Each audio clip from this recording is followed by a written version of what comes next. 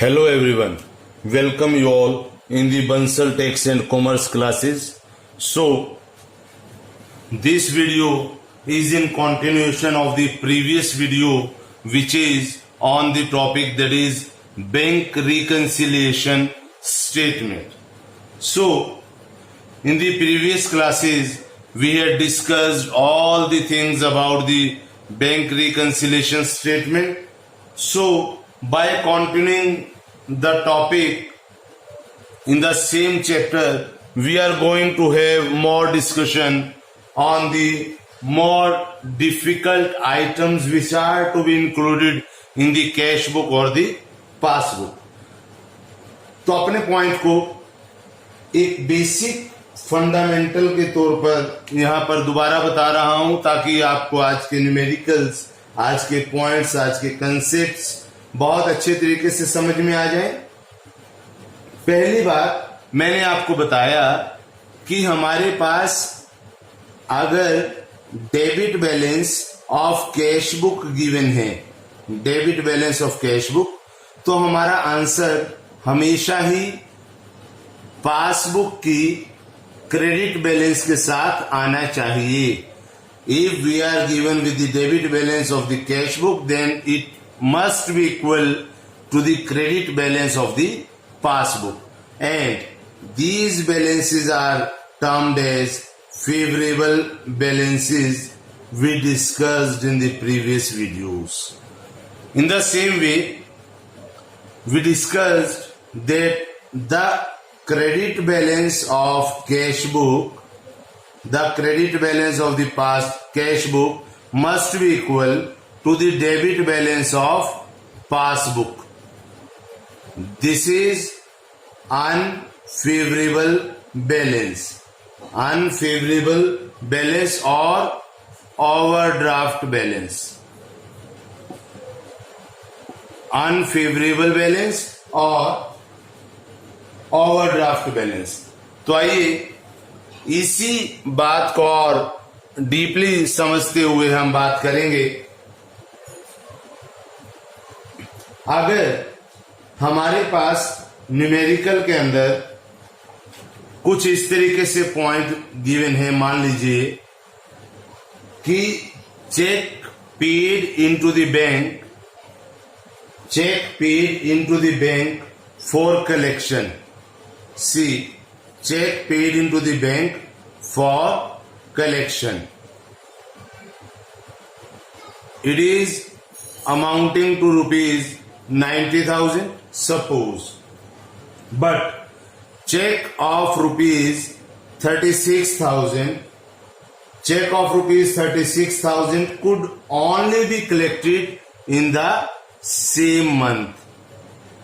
देखिए 90,000 के चेक हमने कलेक्शन के लिए भेज दिए हैं और 36,000 अमाउंट सिर्फ उस महीने में कलेक्ट हो पाया है। इस बात का इम्पैक्ट समझते हैं। जब आपने चेक भेजा 90,000 का, तो उसी वक्त आपने अपनी कैश बुक में इसको रिकॉर्ड कर लिया और आपकी कैश बुक का बैलेंस 90,000 से इंक्रीज हो गया। लेकिन हमारे बैंक के अंदर उसी मंथ में 36,000 रुपीज ही क्रेडिट हो पाए हैं, 36,000 रुपये के चेक ही कलेक्ट हो पाए, क्रेडिट हो पाए। तो हमारे पासबुक का बैलेंस जो इंक्रीज होना था 90,000 से, वो हुआ है 36,000 से। इसका क्या मतलब कि जो डिफरेंस है हमारा 54,000, इतने से हमारा और पासबुक का बैलेंस इंक्रीज होना चाहिए था, जो कि नहीं हुआ, क्योंकि मुझे क्वेश्चन में कैश बुक का बैलेंस गिवन है।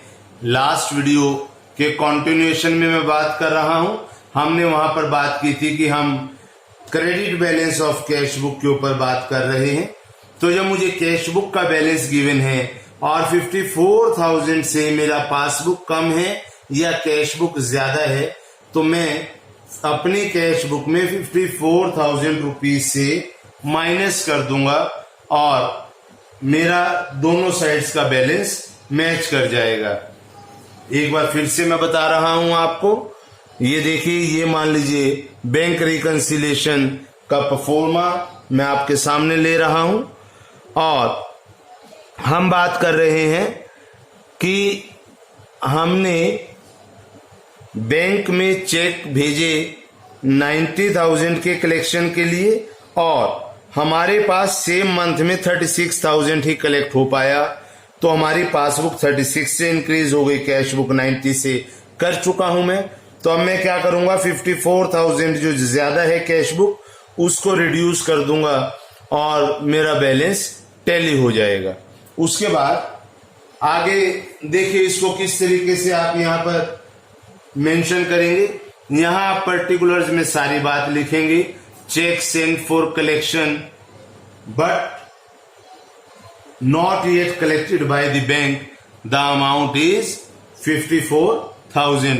It is in the minus column and this is plus items. Pro forma हमने लास्ट वीडियोस में बहुत अच्छे से कवर किया है, तो परफॉर्मा आप वहां से टैली कर लेंगे। उसके बाद हमें नेक्स्ट पॉइंट यहां पर गिवन है, देखिए कि हमारे पास एक चेक है, मान लीजिए 20,000 रुपीज का, हमने उसको इशू किया। एक चेक मान लीजिए 20,000 रुपीज का है और हमने इसको मार्च के अंदर इशू कर दिया सपोज, और उसको जैसे ही आपने इशू किया आपने उसको प्रेजेंट नहीं किया, नॉट प्रेजेंटेड, आपने इस चेक को प्रेजेंट नहीं किया, लेकिन आपने गलती क्या कर दी कि कैश बुक के अंदर उसको 2 बार रिकॉर्ड कर दिया। आई रिपीट वंस अगेन, आपने एक चेक 20,000 रुपीज का मार्च के अंदर इशू किया और उसको प्रेजेंट नहीं किया, पर हमने गलती क्या कर दी कि उसको कैश बुक के अंदर 2 बार रिकॉर्ड कर दिया, ट्वाइस रिकॉर्ड हो गया। अब देखिए इसका क्या इंपैक्ट होगा। जब आपने चेक इशू किया, जैसे चेक इशू हुआ आपने उसी वक्त अपने कैश बुक के अंदर बैलेंस घटा दिया होगा, लेकिन क्योंकि ये प्रेजेंट नहीं हुआ तो पासबुक के अंदर कोई भी चेंज नहीं आया, ये एज इट इज रहेगा। और कैश बुक जो आपको यहां पर 20,000 से डिक्रीज करना चाहिए था, वो आपने 20 + 20 यानी कि 40,000 से डिक्रीज कर दिया। ट्वाइस का मतलब आपने डबल कर दिया है, तो आपकी कैश बुक का बैलेंस 40,000 रुपीज से घट गया है। अब आप इसको करेक्ट करने के लिए क्या करेंगे, आपको बैलेंस कैश बुक का ही गिवन है, तो आप यहां पर जो डिक्रीज किया है इस अमाउंट को वापस इंक्रीज कर देंगे। जो आपने डिक्रीज किया है उसको आप वापस इंक्रीज कर देंगे। जैसे आप इसको इंक्रीज करेंगे, ये 40,000 रुपीज आपका यहां पर प्लस कॉलम के अंदर आ जाएगा। 40,000 आप यहां पर प्लस कॉलम में लिखेंगे और यहां पर मेंशन कर देंगे कि आपने चेक इशू किया, check issued but not presented and recorded twice. ये करने के बाद यहां 40,000 आपका प्लस में आ जाएगा। उसके बाद आगे बढ़ते हैं और कुछ जरूरी बातों को और डिस्कस करते हैं हम। देखिए अब मुझे क्या गिवन है, इस बात को बड़े ध्यान से देखेंगे। बहुत इंपॉर्टेंट पॉइंट को एग्जेम्पलीफाई किया जा रहा है यहां आपके सामने। मान लीजिए हमने चेक डिपॉजिट किया बैंक के अंदर, हमने चेक डिपॉजिट किया बैंक के अंदर 32,000 रुपीज। हमने चेक को डिपॉजिट किया 32,000 के साथ, लेकिन इसके अंदर सिर्फ 9,200 रुपीज, इन चेक में से सिर्फ 9,200 के चेक्स कलेक्ट हो पाए और क्रेडिट हो पाए। 9,200 के चेक्स कलेक्ट और क्रेडिट हो पाए। यहां तक पॉइंट हमारा सेम है जैसे अभी तक हमने स्टडी किया, लेकिन यहां पर वो कह रहा है credited in the month of April, और हम बात कर रहे हैं यहां पर 31 मार्च की। यहां हम बात कर रहे हैं 31 मार्च के बारे में, और हम यहां कलेक्ट कर रहे हैं अप्रैल के अंदर। इसका मतलब आपने जो चेक डिपॉजिट किया, वो चेक कितने का डिपॉजिट किया? 32,000 का। उसका इंपैक्ट देखिए क्या आया, आपने कैश बुक के बैलेंस को 32,000 के साथ इंक्रीज कर दिया, और पासबुक के अंदर आपका जो बैलेंस 9200 रुपीज इंक्रीज हुआ है, ये हुआ है अप्रैल मंथ के अंदर, ये हुआ है अप्रैल मंथ के अंदर। यानी कि इन दोनों वैल्यूज में जो डिफरेंस है, इन दोनों वैल्यूज में जो डिफरेंस है वो है 22,800 रुपीज का। ये 22,500 रुपया आपका उसी मंथ के अंदर एंटर हो गया है। यानी इस बात का मतलब मैं इस तरीके से समझ सकता हूं कि पासबुक के अंदर 22,800 रुपीज का बैलेंस सेम मंथ यानी मार्च के अंदर हमने बढ़ा दिया था। तो जब इस बैलेंस को मैंने इंक्रीज किया उसी महीने में, तो ये अमाउंट तो मेरा सेटल हो गया। अब जो डिफरेंस रहा 9200 रुपीज का, वो नेक्स्ट मंथ में जाकर क्रेडिट हुआ है पासबुक में। यानी इस बार मेरे पास मार्च की जब मैं बात कर रहा हूं, कैश बुक का बैलेंस 9200 से ज्यादा बढ़ाया हुआ है। मार्च के पॉइंट ऑफ व्यू से बात कर रहा हूं, तो मैं यहां पर क्या करूंगा, इसको दोबारा से घटा दूंगा। 9200 से जब मैं इसको घटाऊंगा, यानी यहां पर 9200 रुपीज माइनस कॉलम में लिखता हूं, तो मेरा यहां पर बैलेंस बराबर हो जाएगा। तो यहां पर हमने माइनस कॉलम के अंदर 9200 रुपीज को शो करना है, और इसका लॉजिक मैं आपको डिटेल में बता चुका हूं। आइए उसके बाद नेक्स्ट पॉइंट डिस्कस करते हैं कि मान लीजिए मार्च मंथ की मैं बात कर रहा हूं, तो मार्च मंथ में फर्म या ऑनर ने एक बिल ऑफ एक्सचेंज को डिस्काउंट कराया। एक बिल ऑफ एक्सचेंज है मेरे पास 20,000 रुपए का, 20,000 रुपीज का, और इसको डिस्काउंट कराया गया 800, इसका डिस्काउंट अमाउंट है। बैंक से इसको डिस्काउंट कराया है बिल ऑफ एक्सचेंज को। तो जैसे ही आपने इसको डिस्काउंट कराया तो क्या होगा, देखिए मैं जब बैंक के अंदर डिस्काउंट करा रहा हूं, तो मेरी सबसे पहले पासबुक का बैलेंस इंक्रीज होना चाहिए था। कितने रुपए से? 19,200।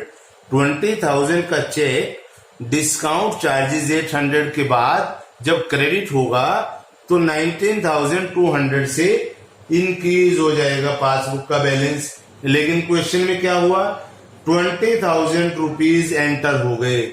यानी हमने क्या किया, हमने कैश बुक के अंदर 20,000 रुपीज इंक्रीज कर दिए। तो इस बात का क्या मतलब हुआ, देखिए आपको पासबुक में तो इंक्रीज मिला 19,200 का, कैश बुक में आपने बढ़ा दिया है 20,000, यानी 800 रुपीज का एक्सेस क्रेडिट कर दिया हमने। और बैलेंस मेरे पास क्वेश्चन में कैश बुक का ही गिवन है, तो मैं क्या करूंगा, इस 800 रुपीज को माइनस कॉलम के अंदर लिखकर, यानी इस 800 का जो एक्सेस बैलेंस है मैं उसको वापस रिड्यूस कर देता हूं यहां पर, यानी माइनस कॉलम में ले जाता हूं, तो मेरा बैलेंस यहां पर टैली हो जाएगा। उसके बाद आगे बात करते हैं। ये बहुत इंपॉर्टेंट पॉइंट है, आप सभी बहुत ध्यान से नोट करेंगे इनको। इस तरीके के पॉइंट हमेशा स्टूडेंट्स को कंफ्यूज भी करते हैं और उनके आंसर को गलत करने में भी कंट्रीब्यूट करते हैं। आइए उसके बाद एक पॉइंट आता है हमारे पास उस पॉइंट की कोई भी एंट्री हमारे पास नहीं है। ये बात देखिए, एक अलग टाइप का पॉइंट है। ये कहता है कि आपने कैश बुक के अंदर कोई भी एंट्री पास नहीं की है। अमाउंट है हमारा 12,200 और ये डायरेक्टली डिपॉजिट हो गया है बैंक के अंदर। कस्टमर ने इसको बैंक अकाउंट में डायरेक्ट क्रेडिट कर दिया है। तो जैसे ये अमाउंट बैंक के अंदर डायरेक्ट क्रेडिट हुआ तो मेरे पासबुक का बैलेंस सेम अमाउंट के साथ इंक्रीज हो गया।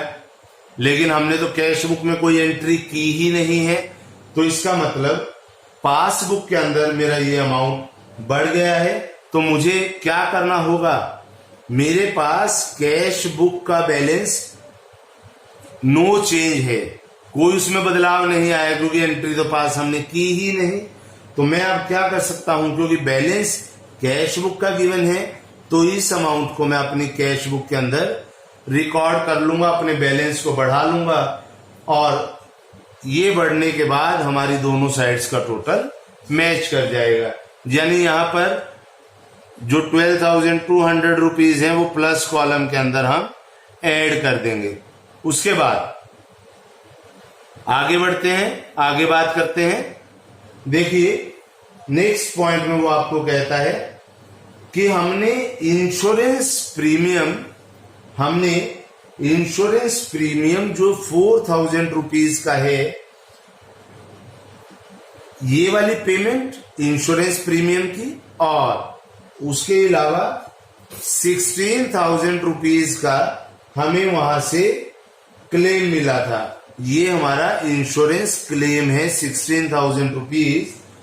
ये पासबुक में तो अपीयर हो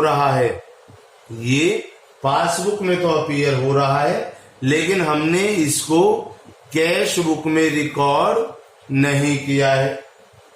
आई रिपीट कि हमने जो इंश्योरेंस प्रीमियम की पेमेंट की 4,000 रुपीज और जो क्लेम आया हमारे पास, इसको हमने पासबुक में तो एंटर कर लिया है, लेकिन इसको कैश बुक में रिकॉर्ड नहीं किया गया है। अब देखिए अलग अलग कर लेते हैं इसको। इंश्योरेंस प्रीमियम 4,000 रुपीज पासबुक के बैलेंस को रिड्यूस कर रहा है यहाँ पर। तो मैं सबसे पहले यहाँ पर कैश बुक में 4,000 रुपीज रिड्यूस करके दिखा देता हूं।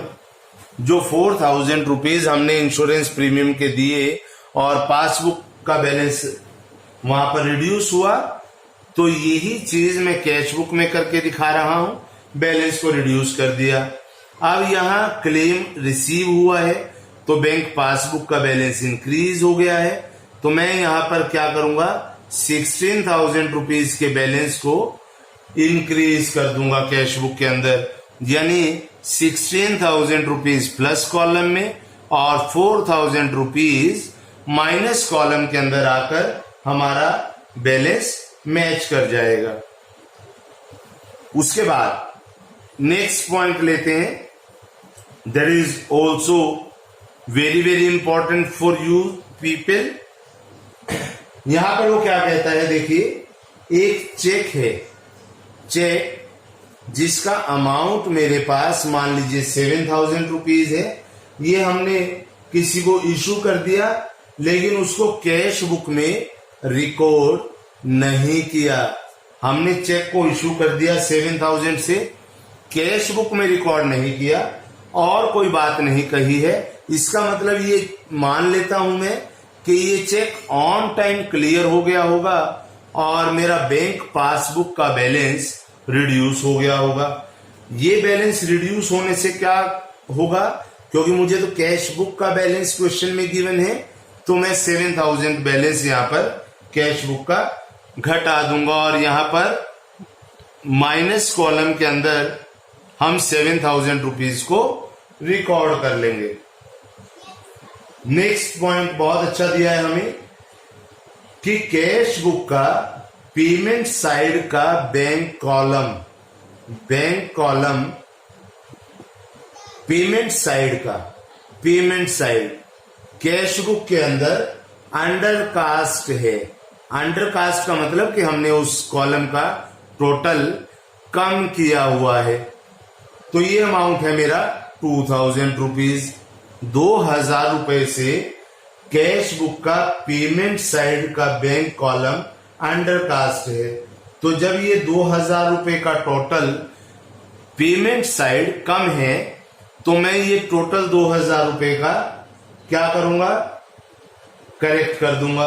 अब अंडर कास्ट होने का मतलब कि जितनी पेमेंट होनी चाहिए थी उससे 2000 की पेमेंट कम दिखाई दे रही है, लेकिन पासबुक का बैलेंस तो है नहीं मेरे पास, बैलेंस तो कैश बुक का गिवन है।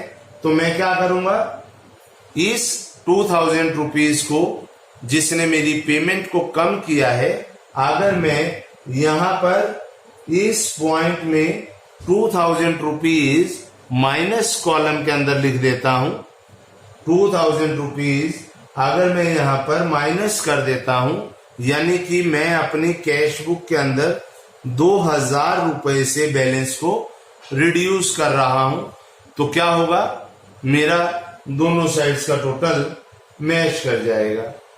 उसके बाद हमारा नेक्स्ट पॉइंट है, मान लीजिए हमें एक चेक गिवन है, चेक की अमाउंट है मान लीजिए 5600 रुपीज, एक चेक जिसकी अमाउंट है 5600 रुपीज, 5600 रुपीज। तो हम क्या करेंगे, ये हमने इशू किया, इशू तो कर दिया है चेक, ध्यान से देखना, बहुत इंपॉर्टेंट पॉइंट है। हमने चेक तो इशू कर दिया 5600 से, लेकिन उसको रिकॉर्ड कहां पर किया, कैश कॉलम में। हमने क्या किया, जो चेक था 5600 रुपीज का, उसको रिकॉर्ड किया कहां पर, कैश कॉलम के अंदर, जबकि चेक से पेमेंट कर रहा हूं, बैंक कॉलम में आना चाहिए था। आपने कैश कॉलम, कैश बुक का लिया और लेने के बाद उसको वहां पर गलत रिकॉर्ड कर दिया है। तो अब मुझे क्या करना होगा, क्योंकि ये कैश कॉलम में रिकॉर्ड हुआ है तो मेरी चेक वाली साइड तो कोई इफेक्ट अभी तक आया ही नहीं, लेकिन क्योंकि मैं चेक इशू कर चुका हूं, मैंने किसी भी कॉलम में रिकॉर्ड किया है, वो तो क्लियर हो जाएगा। जब ये चेक क्लियर होगा तो अल्टीमेटली मेरी पासबुक का बैलेंस 5600 रुपीज के साथ रिड्यूस हो जाएगा।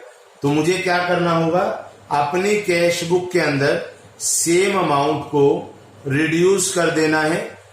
माइनस कॉलम के अंदर हम 5600 रुपीज को रिकॉर्ड करेंगे और हमारी दोनों साइड्स का टोटल या उसका इफेक्ट बराबर हो जाएगा। और अल्टीमेटली अब हमें क्या करना होगा, इसका टोटल करना होगा, और दोनों साइड्स का टोटल करने के बाद जो बैलेंसिंग फिगर है वो आपके पास यहाँ पर डेफिनेटली ओवरड्राफ्ट में आनी चाहिए, क्योंकि हमारा क्वेश्चन जब शुरू हुआ था वो credit side of cash book से शुरू हुआ, तो हमारा आंसर ओवरड्राफ्ट मतलब डेबिट बैलेंस ऑफ पासबुक, ये हमारा आंसर यहाँ पर आना चाहिए।